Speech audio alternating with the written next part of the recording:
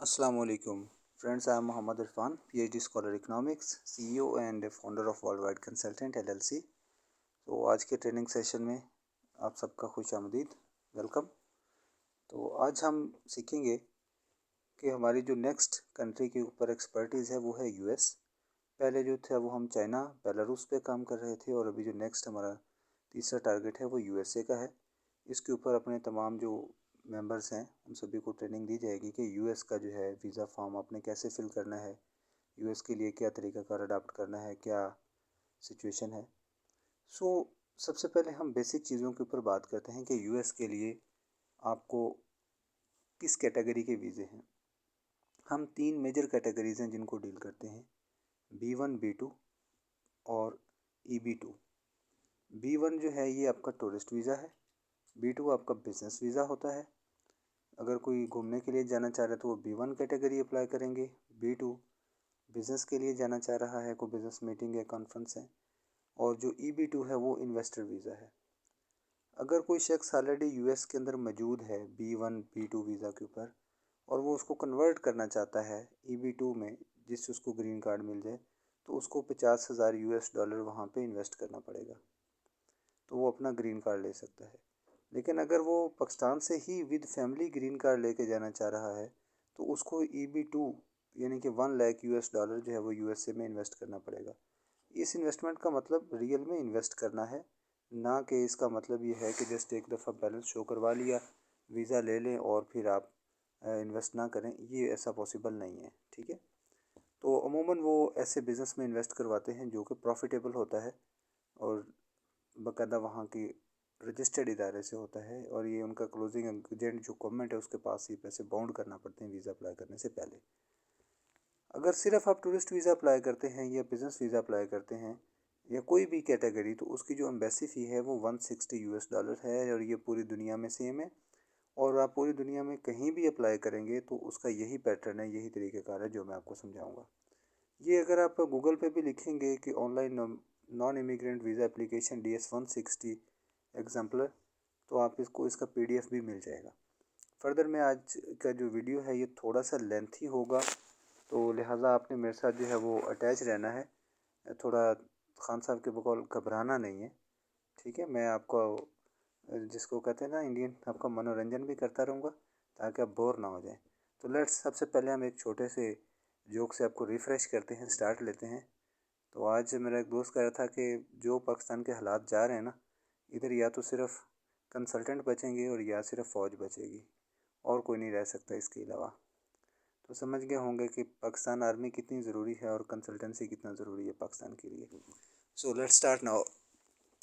US का हमने business visa जो है वो, या ये कैसे अप्लाई करना है। सबसे पहला काम आपने यूएस की जो एम्बेसी की स्टेट है, US department of state, consular of electronic application centre, ये अपने गूगल पे टाइप करना है। सबसे पहला लिंक इसी का आता है, इसको आपने क्लिक करना है।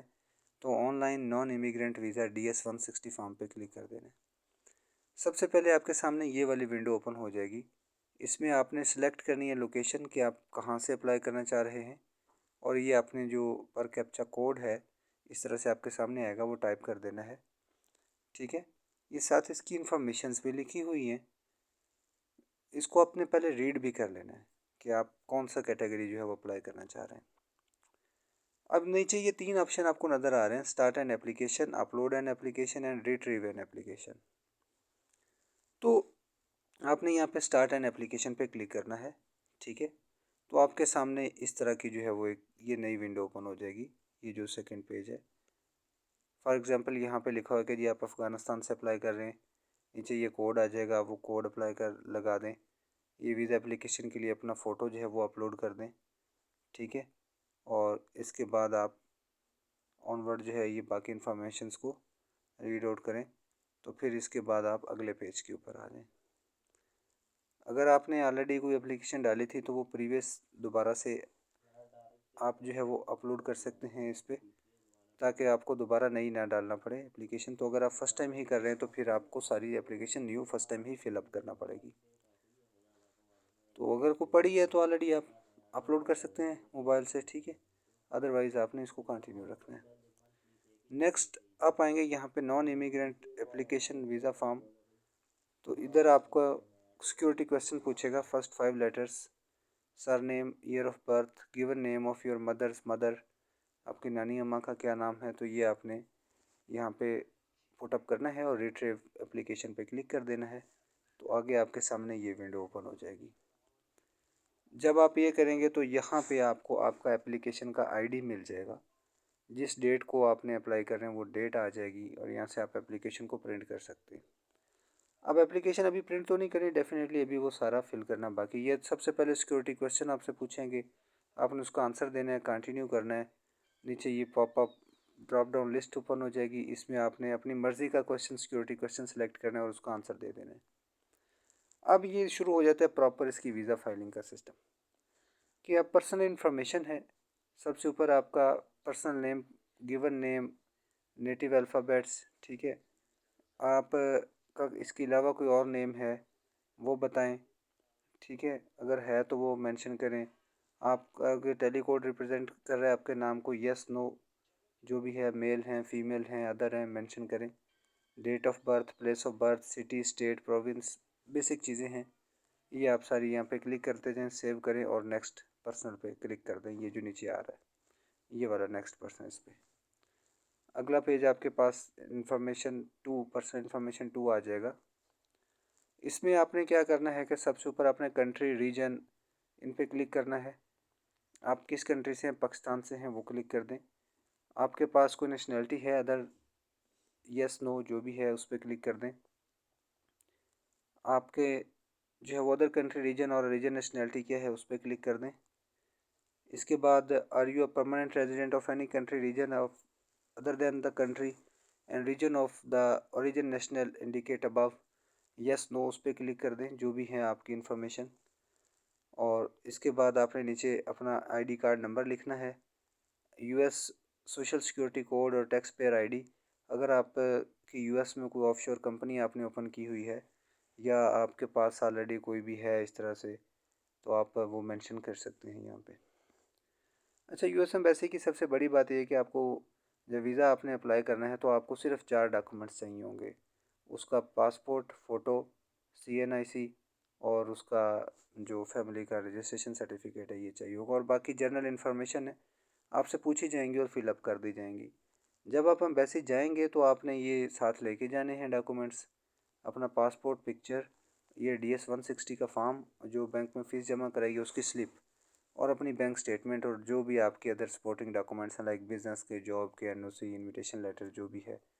वो आपसे पूछ भी सकते हैं ड्यूरिंग द इंटरव्यू और नहीं भी पूछ सकते, क्योंकि जैसे आपने एम्बेसी जाना है उन्होंने आपका CNIC नंबर पुट करने से वक्त आपके सारे अकाउंट जितने आपने पिछले सालों में मोबाइल यूज़ किए, जो उनसे नंबर इस्तेमाल किए, जो उनसे व्हाट्सएप किए, जो उनसे ईमेल्स की, जो आपके सोशल मीडिया अकाउंट थे, वो सारे उन्होंने ओपन करके उससे आपको पहले ही जज कर लिया होता है कि he is eligible for the visa और नॉट, इसको वीज़ा देना है या नहीं देना।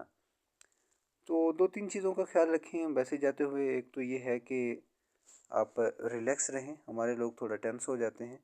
देखो, मैक्सिमम मैं वही बात करता हूँ कि जब आप वीज़ा अप्लाई करें तो इस नीयत से ना करें कि अगर ये ना लगा तो पता नहीं क्या हो जाएगा, लग जाएगा तो ये हो जाएगा।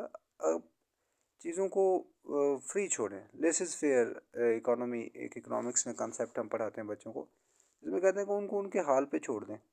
यूएस में मैंने देखा है, अभी तक ये नोट किया कि जो बंदा अपॉइंटमेंट ली, भले 6 माह बाद की मिली, 8 माह बाद की भूल गया, 6-8 माह बाद गया, इंटरव्यू दिया, नॉर्मल सा उन्होंने लगा दिया वीज़ा। जिसको ज़्यादा जल्दी थी उसने अब अभी फॉर्म फिल किया, 20-30 हज़ार दे के अपॉइंटमेंट भी ली, अर्जेंट की, गया जनाब, रिजेक्ट करा के वापस आ गया। तो वो ये देखते हैं कि भाई बंदा कितना का सीरियस है, ठीक है, कितना तहम्मुल वाला है, कितना का सच्चा है। तो मोस्टली सिंपल एंड शॉर्ट बात है कि यू आर अ पाकिस्तानी, और इसकी जो आपकी लक है उसके ऊपर ही आपका वीज़ा डिपेंड करता है और आपकी प्रोफाइल के ऊपर डिपेंड करता है, आपकी कम्युनिकेशन स्किल, आपकी जो प्रेजेंटेशन, आपका जो इंटरव्यू है उसके ऊपर डिपेंड करता है। तो डेफिनेटली हम अपने क्लाइंट को जो फैसिलिटी देंगे उसमें उनको सारी इंटरव्यू की प्रिपरेशन भी करवाएंगे, उसको उसकी फाइलिंग भी तैयार करेंगे, उसका फॉर्म फिल करेंगे, उसकी एप्लीकेशन फ़ीस सबमिट कराएंगे। तो A to Z सारी सर्विसेज जो है वो उसको प्रोवाइड करेंगे। अब उसमें कुछ ऐसे लोग आपको रब्ता करेंगे जो कि जाना तो चाहते हैं यूएस से। डेफिनेटली यूएस ने एम्बेसी यहाँ बनाई है इतनी बड़ी पाकिस्तान में, तो वीज़ा देने के लिए बनाई है ना। तो अब कुछ ऐसे सिलेक्ट रब्ता करते हैं मंडी हम बहुत दिन के हो जी बाजी को कनेडा कनूडा का वीज़ा लवा दो सानू या कोई अमेरिका का लवा दो। तो जब उनसे पूछें कि हाँ भी बैंक में कितने पैसे हैं आपके, वो जी 2 लाख है मेरे बैंक अकाउंट अच्छे, मसल टिकट के भी पैसे नहीं हैं और आप यूएस का वीज़ा अप्लाई करने के लिए जा रहे हैं। और कहते जी पैसे ऐसी कार लवाएंगे। भाई एम्बेसी किस चीज़ को मानती है, वो आपके ऊपर ट्रस्ट नहीं करते, वो तो शो करें, प्रूफ ऑफ फंड दें। तो इन शॉर्ट एम्बेसी को आपने ये चीज़ प्रूफ कर देनी है कि भाई मैं इधर खाता पीता हूँ, पैसे हैं मेरे पास, मैं जाऊँगा भी वापस भी आऊँगा, दैट्स ऑल। आपका जाने का पर्पज़ क्या है, why you want to visit America. Visit visa समझ आती है, आपने 3-4 कंट्री विज़िट किए हुए थे, अभी आप कहते हो यार मेरा दिल करता है अमेरिका विज़िट करने का, बात समझ आती है कि जी बंदा घूमने वाला है, 3-4 मुल्क ऑलरेडी घूम चुका है, अमेरिका जाना चाह रहे, ठीक है दे दें वीज़ा। दूसरी बात बिज़नेस वीज़ा है। अगर आप बिज़नेस एक्सपेंशन के लिए जाना चाहते हैं तो आपके पास कोई ना कोई उधर के बिज़नेस कॉन्टैक्ट्स होने चाहिए, आपके पास कोई आपका बिज़नेस प्लान हो कि भी मैं ये पर्पज़ के लिए जाना चाह रहा हूँ, और फिर बिज़नेस के लिए आपके पास इन्वेस्टमेंट का प्रूफ भी हो जो आप शो कर सकते हो। So that's all. And the third one thing is, आपको जो शो ऑफ करनी है, जो EB-2 बिज़नेस इमिग्रेशन जो है आपकी, जिसमें पूरी फैमिली के साथ जाते हैं, तो उसमें आपको $1 लाख यहाँ पे शो करने हैं जो कि वाइट मनी हो, मसलन ब्लैक ना हो, लाइक आपने कोई प्रॉपर्टी बेची है या कोई अपनी सेविंग है या आप रिटायर्ड हुए हैं, कोई पेंशन मिली है, आपको ग्रेजुटी मिली है, वो फंड है, तो आप उसको प्रूफ कर सकते हैं अपनी इनकम टैक्स रिटर्न्स में भी। तो इन शॉर्ट जैसे ही इन्होंने आपका CNIC नंबर डालना है, आपने पिछले सालों में कितना टैक्स दिया है, कितने बैंकों में आपके अकाउंट हैं, आपके पास क्या क्या है क्या नहीं है, वो सारी डिटेल्स इनके पास ऑलरेडी आ चुकी होती हैं आपके जाने से पहले ही। तो कई ऐसे लोग भी मिले जिनका रिफ्यूज़ हुआ, तो वो ये बोलते हैं जी क्या बस मुँह से, तो उन्होंने ज़्यादा पूछा ही नहीं था, अच्छा क्यों जाना चाह रहे हैं, ठीक है बस you are not eligible to visit America, बस जाएंगे वापस। तो कोशिश करें कि इंग्लिश लैंग्वेज को इंतखाब करें, वेल ड्रेस होके जाएं, अपनी कम्युनिकेशन स्किल थोड़ी बेहतर रखें और चिल होके जाएं। देखो मैं एक बात कहता होता हूँ कि जहाँ तक आपके रिज़्क का तल्लक है वो आपकी अकल शक्ल या तालीम से नहीं है। आप एक जेन्युइन जो है वो ट्रैवलर हैं तो जेन्युइन ट्रैवलर की तरह जाएं, बिजनेसमैन हैं तो एक जेन्युइन बिजनेसमैन की तरह जाएं। तो डेफिनेटली वो एम्बेसी मौजूद है, वीज़ा देने के लिए मौजूद है, लेकिन इसका मतलब ये नहीं है कि वो हर एक को वीज़ा देने के लिए मौजूद है, अदरवाइज़ तो पाकिस्तान से कोई बंदा भी इधर रुके ही नहीं, का सारे चले जाएंगे। तो वो वीज़ा देंगे, उस बंदे को देंगे जिस पे वो सेटिस्फाइड होंगे कि ये जिस पर्पज़ के लिए जा रहा है इसका पर्पज़ ऑफ विज़िट जेन्युइन है, he has sufficient proof of fund, Pakistan में ये वेल सेटल्ड है, वापस आएगा, आपका वीज़ा इजीली लग जाएगा, कोई प्रॉब्लम नहीं है, भले आपका पासपोर्ट फ्रेश ही क्यों ना हो। और समटाइम लोगों ने करोड़ों की स्टेटमेंट शो की होती है, बड़े बड़े बिजनेस डॉक्यूमेंट्स में शो किए होते हैं, लेकिन उनको बात करने की समझ ही नहीं होती। इन्वेस्टर उनसे क्वेश्चन क्या पूछ रहा होता है और वो आगे कुछ और जवाब दे रहे होते हैं। अनफॉर्चुनेटली उनका भी वीज़ा रिफ्यूज़ हो जाता है, क्योंकि इसमें आपके इंटरव्यू का भी बहुत ज़्यादा इंपॉर्टेंट रोल है। तो ये थी इसके बारे में जनरल गाइडलाइंस। अभी हम चलते हैं कि अगली ट्रैवल इन्फॉर्मेशन के ऊपर। तो चूँकि वीडियो लेंथी होने वाली है इसलिए मैंने कहा था कि आपको थोड़ा एंटरटेन कर दूं, जनरल बातें आपको बता दूं। अच्छा, तो जो ट्रैवल इन्फॉर्मेशन थी उसमें हमने देखा कि display the all applications, so have you made the specific travel plan. आपने यूएस जिधर जिधर जाना है को उसका ट्रैवल प्लान बनाया है तो यहाँ पे अटैच कर दें। अगर नहीं बनाया हुआ, यानी कि अभी आपका प्लान फाइनल नहीं है, तो आप नो कर दें, ठीक है। So have you made specific level plans, कोई स्पेसिफिक लेवल प्लान है, यस नो। अगर है तो डेट ऑफ अराइवल क्या है, किस सिटी में जाएंगे, वापसी कब है, किस सिटी से आप फ़्लाइट वापसी की लेंगे, वापसी किस शहर में आएंगे, लोकेशन क्या है, जहाँ पे आप रुकेंगे उसका एड्रेस क्या है, जो होटल आपने बुक किया है उसकी लोकेशन क्या है, उसका कोड क्या है, ठीक है। और उसके बाद वहाँ का टेलीफोन नंबर क्या है।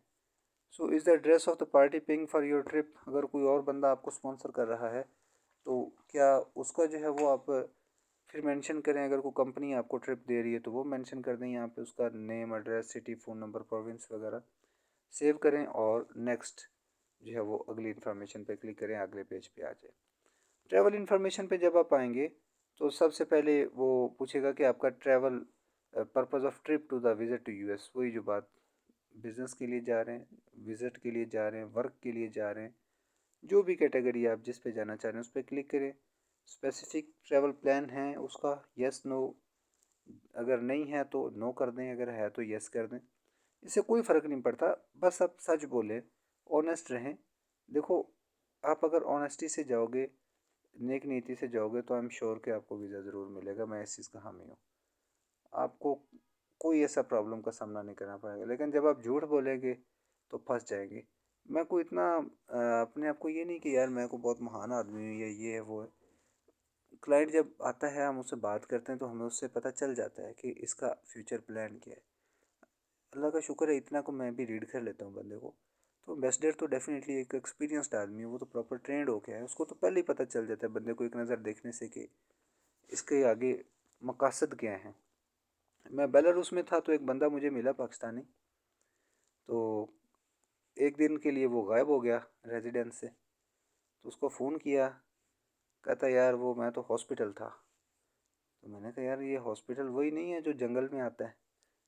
ठीक है। कहता यार आपको कैसे पता चला? तो मीन कि वो आप कहेंगे कुछ, लेकिन सभी को पता है कि यार कौन किधर जा रहा है।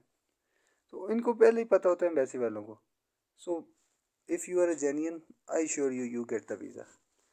नेक्स्ट थिंग इज़, यहाँ पे आपने अपने पर्सन की entity paying for the trip, उस ऑर्गेनाइजेशन का एड्रेस, फ़ोन नंबर, सारी डिटेल्स आपने मेंशन करनी है और सेव करके नेक्स्ट अगले पेज पे आ जाना है।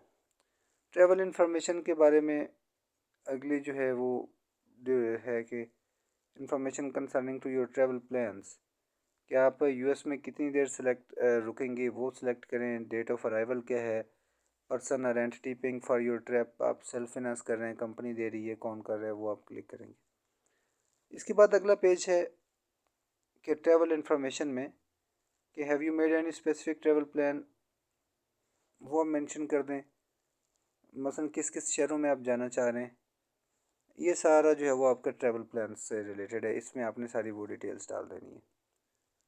ठीक है, ऑलरेडी आपने किस किस कंट्री को विज़िट किया हुआ है और कितनी कितनी देर आप वहाँ पे रुके हैं, तो ये सारी डिटेल्स आपने यहाँ पे ऐड अप कर देनी है। कोई ऐसी ख़ास नहीं है, बस पर्पज़ है स्पेसिफाई एप्लीकेशन रिसिप्ट या पटिशन नंबर लिखिए और ऑनवर्ड ये आप चलते जाएँ। फिर हम अगले पेज पे आते हैं। ट्रैवल इन्फॉर्मेशन के बाद travel companies information. So person travelling with you, आपके साथ कितने पर्सन जो है वो ट्रैवल कर रहे हैं, एक हैं, दो हैं, तीन हैं, चार हैं, येस नो जो भी हैं उनकी डिटेल दें। Are you traveling a part of the group of organization, किसी कंपनी के बिहाफ पे जा रहे हैं, सेव करें और अगले स्टेप पे आ जाएं। अब जो नेक्स्ट हमारे पास आएगा वो ये होगा कि previous US travel information. Already आपने कोई प्रीवियस यूएस में ट्रैवल किया है, यस, तो उसकी डेट प्रोवाइड करें, कहाँ कहाँ पे गए, किधर किधर रहे, कोई यूएस का ड्राइविंग लाइसेंस है आपके पास, कोई क्राइम तो कमिट नहीं किया, उसके बारे में डिटेल्स आपसे पूछेंगे। वीज़ा कितनी देर का था, अगर नहीं है नो करें तो ये सारी चीज़ें नीचे वाली ख़त्म हो जाएंगी, आप अगले पेज पे आ जाएंगे। सेव करें, नेक्स्ट पेज पे आ जाएं।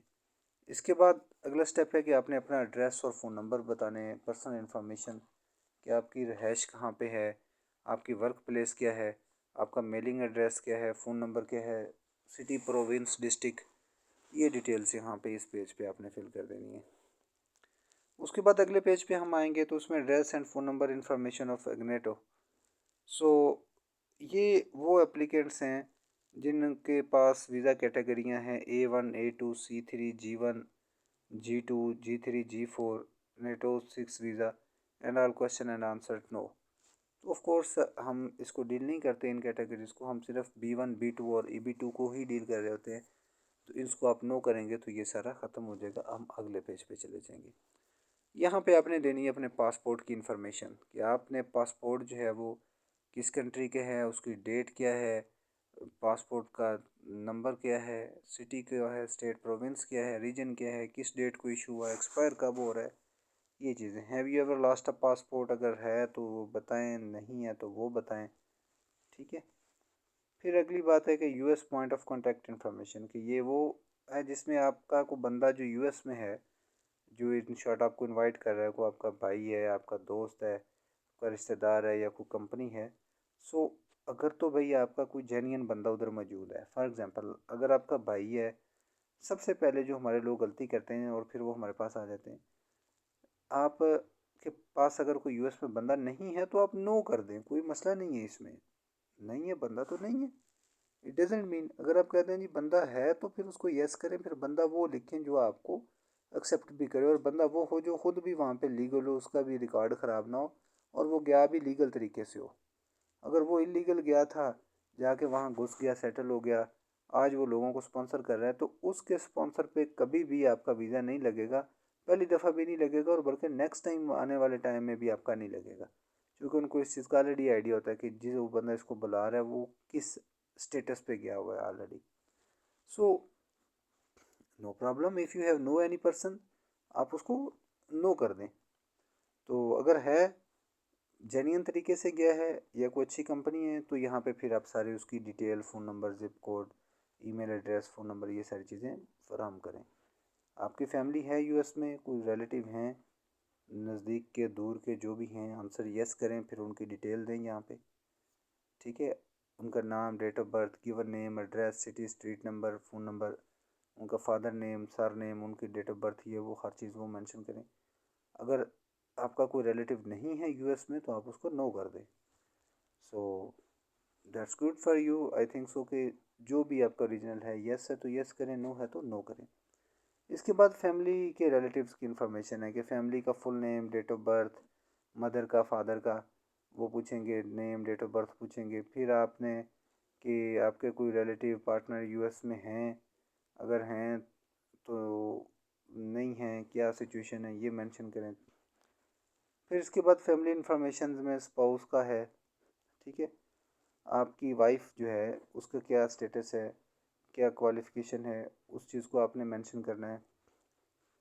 फिर उसके बाद अगला नंबर है कि फैमिली इन्फॉर्मेशन में पार्टनर्स के नाम, तो पार्टनर का अपनी वाइफ की डिटेल्स आपने पूरी यहाँ पे कि उनका name, city, date of birth, place, street, वही जो है आपने अपनी दी थी वो सारी आपको यहाँ पे उनकी मेंशन करनी, सेव करनी और अगले पेज पे आ जाना है। इसमें फैमिली इन्फॉर्मेशन में अगर आपकी कोई फियांसी है तो लाइक आप मैरिड नहीं हैं, जैसा कि ये गोरों का कल्चर है, बॉयफ्रेंड, गर्लफ्रेंड या कोई फियांसी वाला सिस्टम है, तो वो मेंशन कर देते हैं, ठीक है। तो उसको आप उसकी डिटेल्स दें और सेव करके ऑनवर्ड उसको कंटिन्यू कर दें। Family information the former spouse, अगर कोई आपकी पहले बीवी थी और अब नहीं है तो उसकी डिटेल दें, ज़िंदा है, मर गई है, अगर किस डेट को मैरिज हुई, मैरिज किस डेट को एंड हुई, मैरिज क्यों एंड हुई, ठीक है। मैरिज जो है वो टर्मिनेट की गई थ्रू कोर्ट की गई या अपने ज़ाती तौर पे की, तो ये डिटेल दें। अगर हमारे जैसे हैं कि अभी वाइफ है ही नहीं है तो फिर आपको ये फॉर्म फिल नहीं करने पड़ेंगे, आप इन झंझटों से आज़ाद हैं, ठीक है।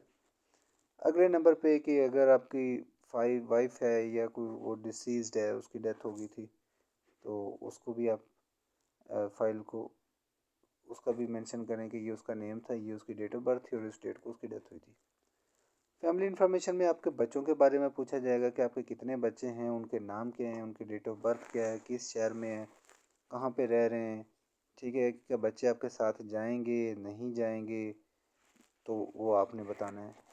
फिर उसके बाद है कि work, education and training information, क्या मौजूदा काम कहाँ पे कर रहे हैं, उसमें आपका क्या स्टेटस है, उसका एड्रेस क्या है, सिटी क्या है, पोस्टल कोड क्या है, स्टार्ट डेट क्या है, एंड डेट क्या है, कब से कर रहे हैं वो मेंशन करेंगे आप, ठीक है। Previous work, education, training information, आपने इससे पहले जॉब कहाँ पे की थी वो आप मेंशन करेंगे। फिर कोई additional work, education, training information है आपके पास तो आप वो मेंशन करेंगे, ठीक है। इसके बाद इसको आप सेव करें और अगले स्टेप पे आ जाएं। सिक्योरिटी एंड बैकग्राउंड पार्ट 1, ये जो है वो टोटल 6 पार्ट पे मुश्तमिल है।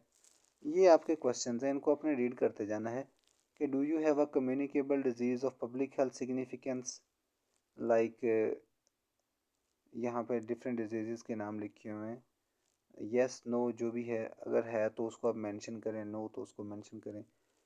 Do you have a mental or physical disorder that poses or is like a pose a threat to the safety of welfare of yourself or others, yes no, if yes then specify, if no then tick.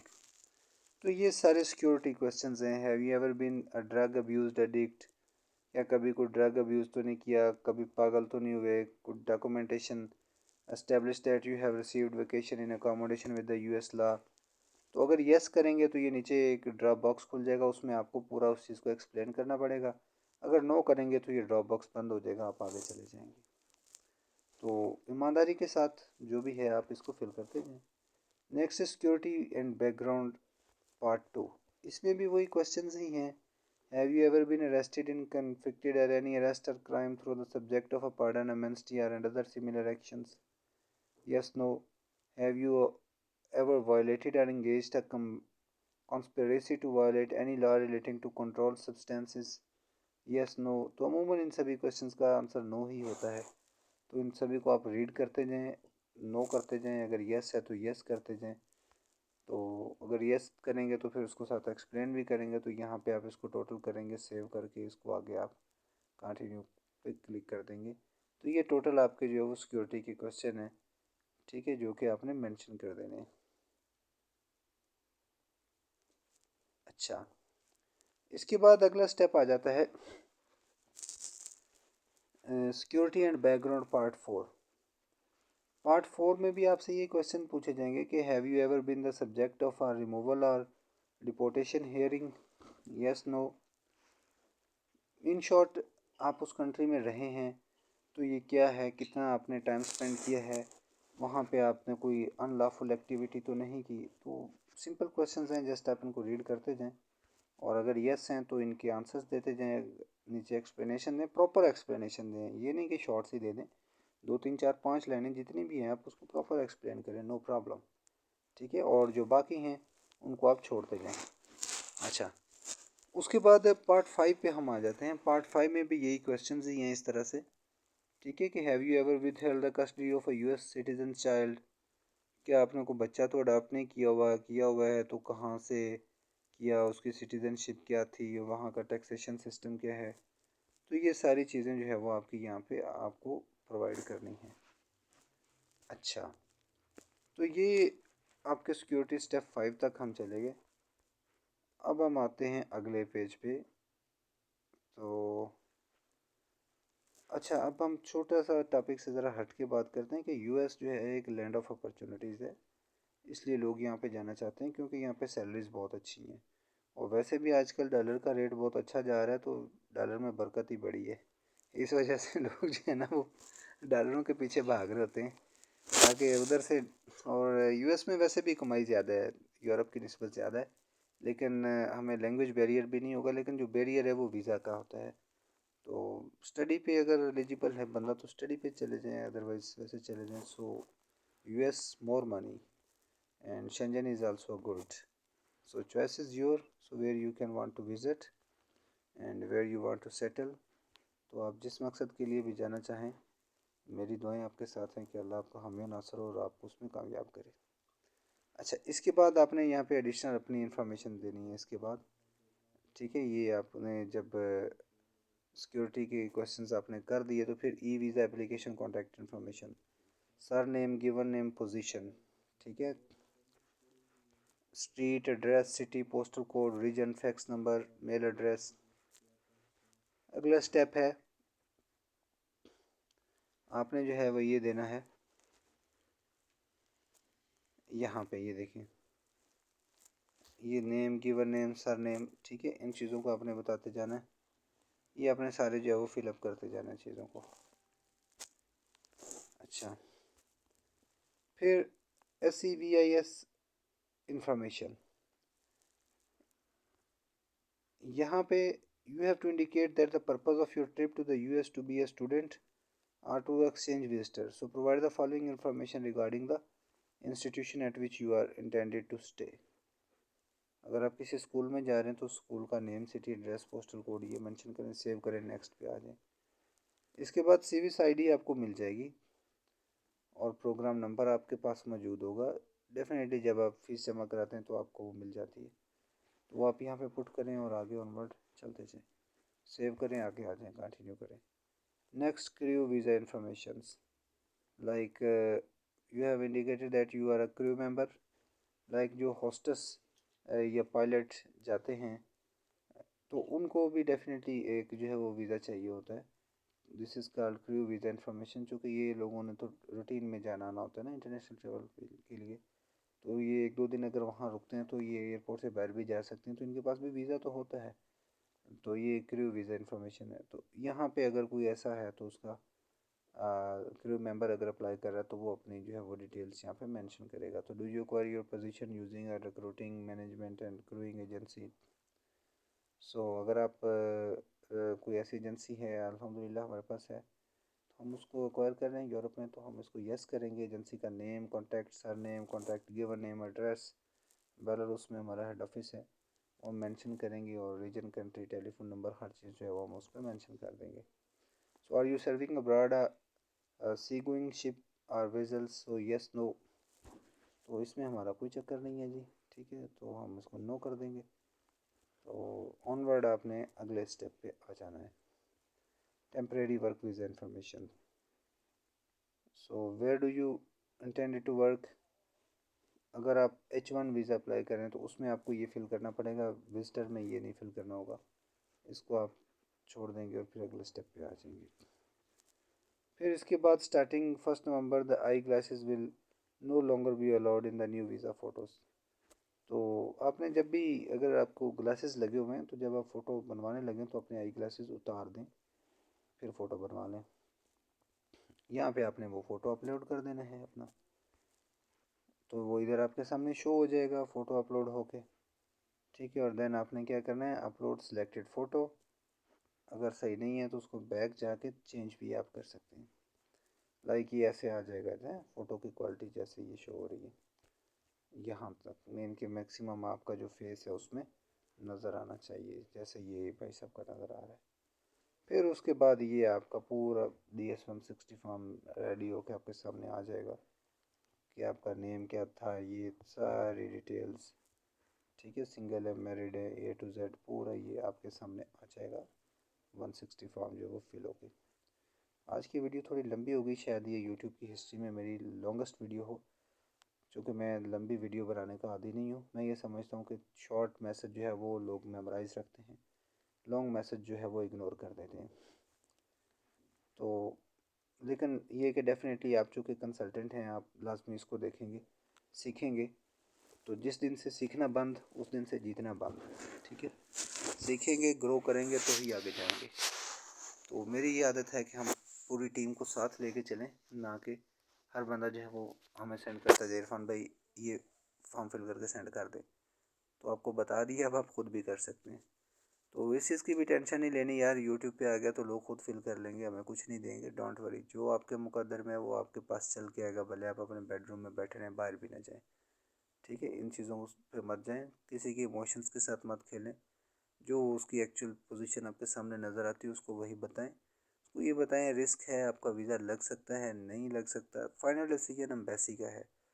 We just provide you the consultancy, हम आपको guideline दे सकते हैं, हम आपके case को बेहतर बना सकते हैं, स्ट्रॉन्ग कर सकते हैं। हम अपनी एफर्ट 100% करेंगे, उस चीज़ की हम आपको श्योरिटी दे सकते हैं। तो ये नीचे आपकी सारी इन्फॉर्मेशन जो जो आपने फिलअप की थी वो सारा फॉर्म आपके सामने आ गया है। अगर आप इनमें से कोई चीज़ आप पढ़ते हैं, अभी आप देखते हैं कि यार ये ठीक फिल नहीं हुई है, तो मैं इसको एडिट करना चाहता हूँ, तो आप इसको एडिट भी कर सकते हैं और उसको चेंज करके फिर आप सेव कर दें, तो आगे चलते जाएँ। तो ये जनाब टोटल आपकी वर्क डिटेल्स आ गई। फिर आपकी सिक्योरिटी बैकग्राउंड के ये जो आपने क्वेश्चन सारे फिल किए थे, ये सारे यस नो होके आ गए, ठीक है। तो लेते हैं लोग इसमें लाख रुपया भी ले लेते हैं, DS से 160 फिल करने का 50,000 भी ले लेते हैं। लेकिन हमने अपने क्लाइंट्स को ओपन जो है वो दिया हुआ है कि सिर्फ हम आपको $100 में फिल कर देंगे, नो प्रॉब्लम, ठीक है। काम लेंथी है, टाइम कंज्यूमिंग है, पूरा दिन लग सकता है आपका अगर फर्स्ट टाइम कर रहे हैं तो, अदरवाइज़ 4-5 घंटे तो पक्के हैं। तो लेकिन फिर भी नो प्रॉब्लम, आप अगर कोई हमसे फॉर्म फिल करवाना चाहते हैं तो उसको जस्ट $100 में आप फिल कर दें, नो इशू। अच्छा, ये सारी डिटेल्स आपके सामने आ गई हैं, ठीक है। तो ये आपने वही जो डिटेल फिलअप की थी वो सारी आपके सामने मौजूद है। इनको आपने रीड आउट करें, अगर उसमें कोई प्रॉब्लम आ रही है तो उसको एडिट कर लें, चेंज कर लें, अदरवाइज़ आप इसको सेव कर दें, ठीक है। सेव करने के बाद आप क्या करेंगे कि इनको आप साइन करेंगे और यहाँ पे ये देखिए ये वाला, इसका पूरा साइन एंड सबमिट का ऑप्शन आएगा। इसको बोलते हैं इलेक्ट्रॉनिक सिग्नेचर। तो जब यहाँ पे आपका वीज़ा फॉर्म फिल हो चुका, सेव हो गया, फिर आपने इसकी ये सारी डिटेल्स को रीड कर लेना है कि आप किस एम्बेसी में जाके अपॉइंटमेंट लेना चाहते हैं, ठीक है। उसकी डिटेल्स आपने डालनी है और फिर आपने इसको साइन करके सबमिट कर देना है, ठीक है। देन आपके सामने ये रीकैप्चा कोड आ जाएगा, तो आप इस कोड को फिल करें, sign and submit the application. तो आपकी एप्लीकेशन क्या हो जाएगी, सबमिट हो जाएगी। अब एप्लीकेशन सबमिट हो गई है, तो अब आपके लिए ये चेंज नहीं कर सकेंगे। तो सबमिट करने से पहले पहले आप इसको कोशिश करें कि बेहतरीन अंदाज में सारे को रीड आउट करें। I hereby certified that I have received a copy of IMBA pamphlet as the part of my application packet.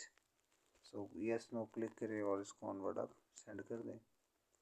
तो ये था टोटल इसका तरीक़ेकार। आपका DS-160 जो फॉर्म है उसको आपने कैसे फिलअप करना है, ठीक है।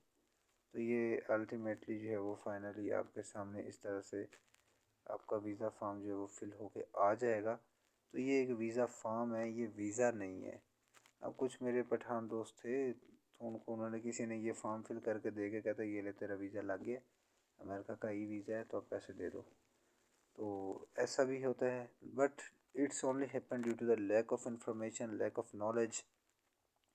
लोग हमेशा एजेंटों के पास जाते हैं, उनको कहते हैं जी 10 लाख दे दें, 50 लाख दे दें, पासपोर्ट दे के आ जाते हैं कि या वीज़ा लगवा दो, पैसे ले लो, ठीक है। वो उनको जाली स्टिकर लगा दे या वो उनको एम्बेसी में ले जाए। एजेंट भी ऐसे हैं हमारे पाकिस्तान में कि वो बिल्कुल कोई एजुकेटेड लोग तो हैं नहीं है, वो सिर्फ वही कामयाब हैं जो कहानी कराने में कामयाब हैं, ठीक है। तो मेरे एजुकेशन सेक्टर को छोड़ के कंसल्टेंसी में आने की सबसे बड़ी रीज़न भी ये थी कि जब हम यहाँ पे बैठेंगे, लोगों को स्ट्रेट फॉरवर्ड बात करेंगे, इनको थोड़ा एजुकेट करेंगे, तो डेफिनेटली सोसाइटी में तब्दीली आएगी, लोग समझेंगे मामलात को और ख़ुद उस तरफ जाएंगे। सो इट्स वेरी हार्ड, बहुत मुश्किलात का सामना करना पड़ता रहा हमें। तो फिर मैं इसे इसलिए बाहर चला गया कि वहाँ पे हम जाके ये अपनी कंसल्टेंसी सर्विस जो है वो स्टार्ट कर देंगे। तो अब अल्लाह का शुक्र है वहाँ भी चल रही है, पाकिस्तान में भी चल रही है, ठीक है। लेकिन हम पाकिस्तान को छोड़ा नहीं है, ना ही हम छोड़ सकते। तो ये टोटल इसका तरीक़ाकार था। फॉर्म आपने कैसे फ़िल किया है उसको आप फ़िल आउट करें और दैट्स ऑल, सबमिट कर दें। और फिर आप अपना जो अपॉइंटमेंट डेट है वो आपने कैसे बुक करनी है उस पर हम इंशाल्लाह नेक्स्ट व्लॉग जो है वो बनाएंगे। तो वो आपको पता चल जाएगा जैसे ही नेक्स्ट ट्रेनिंग सेशन में आता है। तो आपने एक अपॉइंटमेंट अपनी बुक करें और फिर उसके अकॉर्डिंगली आप अपने डॉक्यूमेंट्स लेके एम्बेसी चले जाएं। तो इंशाल्लाह आगे जो नेक्स्ट इसके मैं 2-3 व्लॉग बनाऊंगा कि एम्बेसी में क्वेश्चन आंसर्स क्या होते हैं, अपॉइंटमेंट कैसे बुक करते हैं, फ़ीस कैसे जमा करवाते हैं। तो कल इंशाल्लाह अज़ीज़ हम नेक्स्ट इसके ऊपर देखेंगे। तो ये था जनाब आपका टोटल US का कि सबसे पहले हमने एप्लीकेशन कैसे डालनी है, ये आज कवर हो गया। कल हम इसकी अपॉइंटमेंट बुकिंग के ऊपर बात कर लेंगे और इसकी एम्बेसी के जो क्वेश्चन आंसर्स हैं उनके ऊपर बात करेंगे। तो बहुत सारा शुक्रिया आप लोगों के टाइम का, आपने सीखा। तो मज़ीद दुआ में याद रखिएगा। शुक्रिया, थैंक यू सो मच। अल्लाह हाफिज़।